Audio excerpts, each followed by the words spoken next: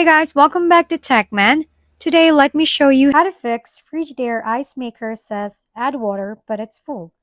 An add water alert on Frigidaire ice maker, even when the reservoir is full, is usually caused by a sensor reading error, airflow blockage, or a water circulation issue rather than an actual lack of water. Start by turning the unit off and unplugging it for 5 to 10 minutes to reset the internal system and clear any temporary sensor glitches. Once restarted, check that the water reservoir is properly seated and level, since even slight misalignment can prevent the float or sensor from detecting water correctly. Next, inspect the reservoir and surrounding components for mineral buildup, debris, or scale deposits. Then clean them gently with warm water or a vinegar solution if needed to restore accurate sensing. Also, listen while the unit runs to confirm the water pump is operating.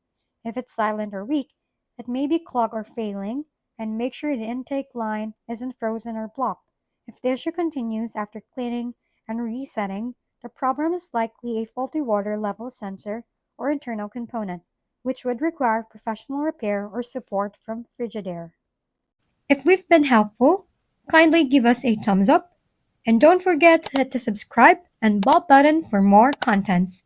For any questions and suggestions, comment down below.